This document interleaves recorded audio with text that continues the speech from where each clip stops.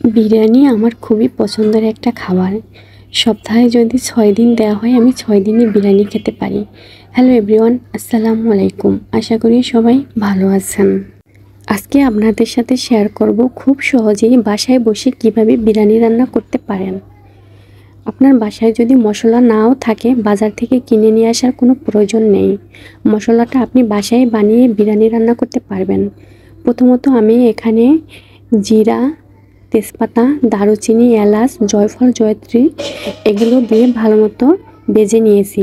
তারপর এগুলো আপনাদের কাছে ব্লেন্ডার থাকলে ব্লেন্ডারে গুঁড়ো করে নিতে পারেন অথবা পাটায় পিষেও নিতে পারেন।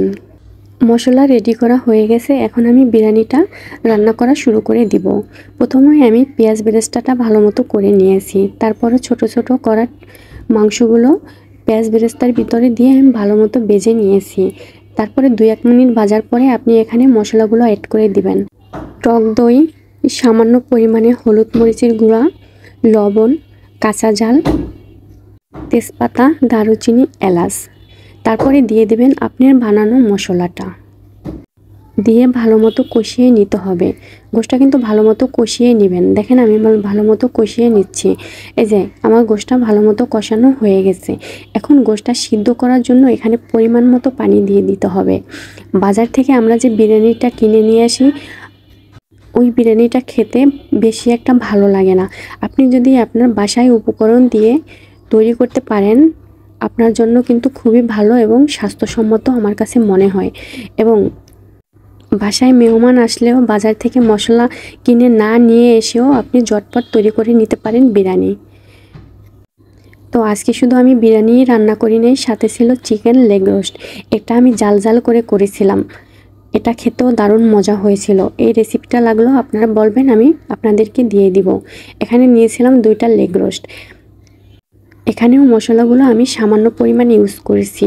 কাঁচামরিচ, হলুদ, লবণ, ধনের গুঁড়া, জিরার গুঁড়া এবং এখানে সামান্য একটু টক দই দিয়ে দিবেন। টক দইটা কিন্তু আমি বাসায় বানিয়ে থাকি দুধ এবং লেবু দিয়ে। আমি বাজার থেকে টক দই কখনো কিনে নিয়ে আসি না। সব কিছু আমি ঘরোয়া উপকরণ দিয়ে রান্না করে থাকি, এজন্য আমি খুব সহজেই সব কিছু রান্না করতে পারি এবং মজাও হয়। দেখেন কষানো হয়ে গেছে। এখানে রান্না করার জন্য আমি পরিমাণ মতো পানি দিয়ে দিয়েছি। এখন দেখেন আমার কিন্তু এখানে চিকেনটা হয়েও গেছে। এটা খুবই মজা হয়েছিল। আপনারা যদি চান আপনারাও এভাবে বিরিয়ানির সাথে চিকেন লেগ রোস্ট রান্না করতে পারেন। আর এদিক থেকে দেখেন আমার মাংসটা কিন্তু সিদ্ধ হয়ে গেছে। বিরিয়ানির সাথে আলু না হলে কিন্তু ভালোই লাগে না একদমই খেতে। আমার কাছে বিরিয়ানির সাথে আলু খুবই ভালো লাগে। তো আমি আলুগুলো আগে থেকে সিদ্ধ করে ছুলে রেখে দিয়েছিলাম। আলুগুলো ছোট ছোট আলু হলে আরও বেশি ভালো হয়। তবে আপনাদের কাছে যদি না থাকে আপনারা বড় বড় আলু টুকরো করে ব্যবহার করতে পারেন। আলু দিলে বিরিয়ানির স্বাদটাই কিন্তু বেড়ে যায়। যারা আলু পছন্দ করেন তারা তো হয়তো এটার টেস্টটা ভালো বুঝবেন। তো এখন আমি চাল, আলু এবং গোশগুলো ভালো মতো ভেজে নিচ্ছি। এটা ভালো মতো ভেজে নিতে হবে। এবং অন্য চুলাতে আমি গরম পানি বসিয়ে দিয়েছিলাম। এখন আমি পরিমাণ মতো এখানে পানি দিয়ে দিচ্ছি। পানির পরিমাণটা আপনাদের বুঝতে হবে। যদি না বুঝেন তাহলে আপনারা যেই কাপে অথবা যেই বক্সে চাল নেবেন তার 1.5 কাপ পরিমাণ পানি দিয়ে দিবেন, তাহলে আপনার বিরিয়ানিটা পারফেক্ট হবে। এখন আমি এখানে দিয়ে দিচ্ছি পরিমাণ মতো কাঁচামরিচ। বিরিয়ানিতে কাঁচামরিচ না হলেও কিন্তু ভালো লাগে না।